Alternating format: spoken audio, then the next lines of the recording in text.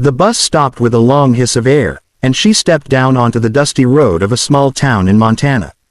Wide skies stretched above her, pale blue and endless, making her feel both small and strangely hopeful. In her hands was a single suitcase, old and scratched, holding everything she owned. Inside her coat pocket was a letter from her family, reminding her why she was here. They had sent her across the country as a mail-order bride, believing this rancher would give her security and a new start. She had never imagined her life would turn out this way. Back home, opportunities were few, and her family had struggled for years. When the offer came from a rancher in the United States, it seemed like a miracle to them. But to her, it felt like stepping into the unknown. She didn't even know what kind of man he was. All she had was a few letters, neat handwriting, and polite words that said he was honest and hardworking. A tall man in a worn brown jacket stood near a pickup truck at the edge of the station. He kept looking toward the bus, as if waiting for someone. When their eyes met, he lifted a hand in a quiet wave. "You must be Anna," he said when she approached. "Yes," she replied softly, her accent still strong, her heart beating fast. "You are Jack." "That's me," he said with a small smile. "Welcome to Montana." He didn't reach for her or try to touch her. Instead, he took her suitcase and placed it gently in the truck bed. That small act surprised her. She had expected something colder, more businesslike, but Jack's movements were careful, almost respectful. The drive to the ranch took nearly an hour. The land rolled out endlessly, covered in dry grass, fences, and distant mountains. She stared out the window, trying to imagine her future in this place. Was she meant to be a wife, a worker, or something else entirely? Jack finally spoke, breaking the silence. "I know this whole thing is unusual," he said. "I want you to know I didn't do this to own someone. I just thought maybe two lonely people could help each other." She turned to him, surprised by his honesty. No one had spoken to her like that before. The ranch house was simple but sturdy, painted white with a wide porch. A few horses grazed nearby, and the wind carried the smell of hay and earth. It felt quiet, peaceful, but also unfamiliar. Inside, Jack showed her a small bedroom. "This is yours," he said. "You can lock the door if you want. You don't owe me anything just because you're here." Those words made her chest tighten. She had prepared herself for rules and expectations, but instead she was being given space. That night, as she lay on the bed listening to the wind outside, she realized this journey might not be what she feared. It was still scary, still uncertain, but for the first time since leaving her family, she felt a small spark of hope. Morning came quietly on the Montana ranch. Soft sunlight slipped through the thin curtains of Anna's room, warming her face. For a moment, she forgot where she was. Then the memory of the long journey, the strange town, and Jack's calm voice returned. She sat up slowly, listening. The house was peaceful, not tense or crowded like her old home. There was no shouting, no rush, just the distant sound of horses and wind. She stepped outside and found Jack already awake, repairing a fence near the barn. He looked up when he saw her. "Good morning," he said, wiping his hands on his jeans. "I made coffee and some eggs. Hope you're hungry." They ate at a small wooden table in the kitchen. Anna noticed that Jack didn't stare at her or make her uncomfortable. He spoke about the ranch, the weather, and how hard the winter had been, as if they were simply two people getting to know each other. Finally, she gathered her courage.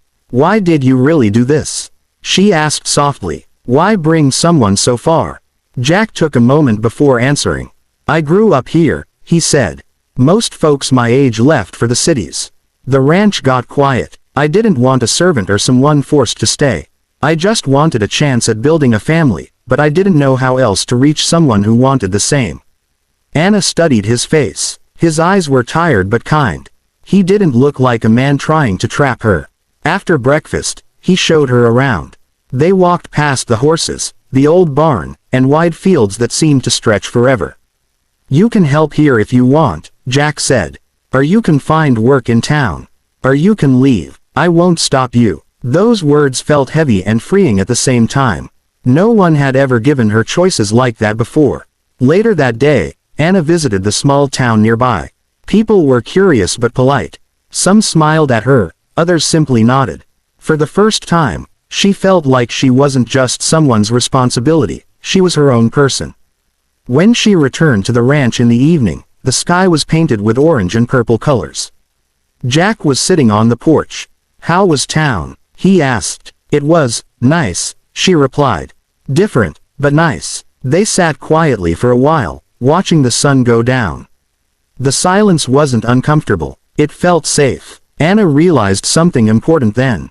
She had come here believing her life was being decided for her by others. But maybe this place, this ranch, and even this quiet man beside her were not cages.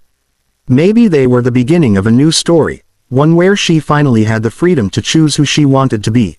Days slowly turned into a week, and Anna began to find a rhythm on the ranch. Every morning, she helped Jack feed the horses, sweep the barn, and prepare simple meals. Nothing felt forced. Jack always asked if she was tired or wanted to rest, and each time that surprised her.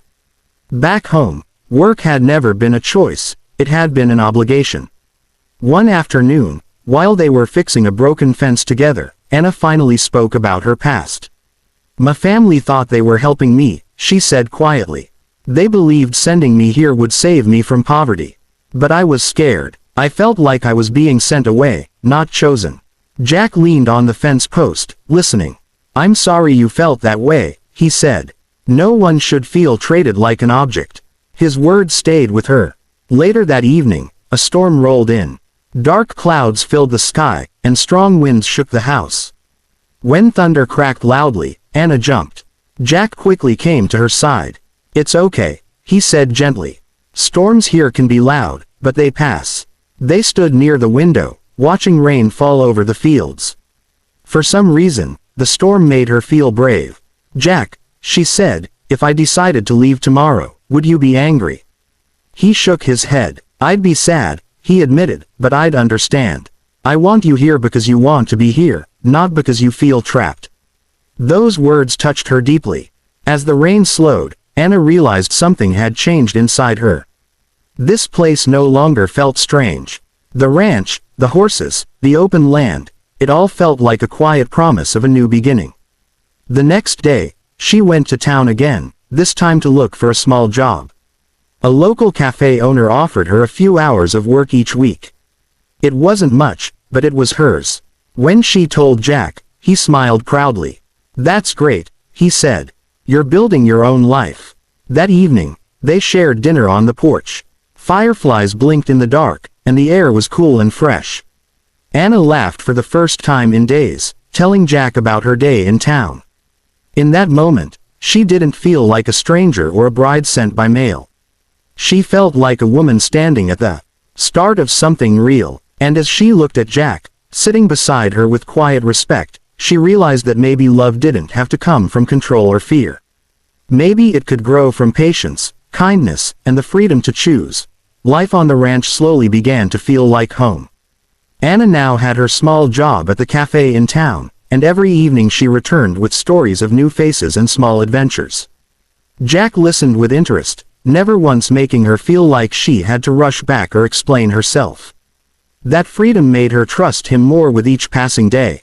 One afternoon, while she was arranging flowers on the porch, Jack came out holding 2 cups of tea. "I've been thinking," he said, handing one to her. "People in town talk. They know you came here through an arrangement.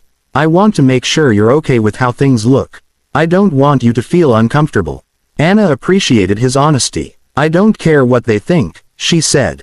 "I care about how I feel here. And I feel safe." They sat together, watching the fields sway in the wind. The ranch no longer felt empty. It felt alive. A few days later, Anna received a letter from her family. They asked if she was being treated well and if the rancher was keeping his promises. Reading it made her realize how much had changed. She wrote back, telling them she was not owned, not controlled, and not unhappy. For the first time, she told them that she was choosing her own path. That evening, Jack noticed she seemed thoughtful. "Everything okay?" he asked. "Yes," she said softly. "I just told my family that I am free here." He nodded. "I'm glad." As weeks passed, small moments brought them closer. They cooked together, laughed over simple mistakes, and shared quiet mornings watching the sunrise. There was no pressure, no rush, just a slow, steady connection forming between them. One night, after a long day, Anna sat beside Jack on the porch steps. "I used to think coming here was the end of my old life," she said. "But maybe it was the beginning of something better." Jack looked at her. "Whatever you choose, I'm grateful you're here now." The wind carried the scent of grass and earth around them. The stars shone brightly above, reminding Anna how wide the world was. And yet, for the first time, she didn't feel lost in it. She had come to this ranch as someone sent by others. But now, she was staying because she wanted to. And that made all the difference. By the time autumn arrived, the Montana ranch was painted in shades of gold and red. The air was cooler, and the mornings carried a soft mist over the fields. Anna stood on the porch, watching the land she now knew so well. It was hard to believe she had once been afraid of this place. Her job at the cafe had grown into something steady. She had made friends, learned the town's rhythm, and started to feel like she truly belonged. But every evening, she still looked forward to returning to the ranch, where Jack was usually waiting with a smile and a story from his day. One evening, Jack asked if she would like to go for a walk. They wandered through the fields, leaves crunching beneath their boots. "I've been meaning to tell you something," he said. "No matter what happens, I want you to know I respect you. You don't owe me anything." Anna stopped and faced him. "I know," she said. "And that's why I'm still here." She took a deep breath. "I didn't come here by choice, but I stayed by choice. You gave me something I never had before, freedom." Jack smiled softly, clearly moved by her words. As the sun set, painting the sky in warm colors, Anna realized that love didn't have to be loud or demanding. It could be quiet, patient, and kind. What had begun as a strange agreement had turned into a bond built on trust. They returned to the house and shared a simple dinner. Laughter filled the room, and the warmth between them felt real and natural. That night, as Anna looked out at the stars, she knew she had found more than a new country or a new home. She had found her own voice, her own strength, and someone who truly saw her. She was no longer a bride sent by others. She was a woman who had chosen her own future, and that made her story something beautiful.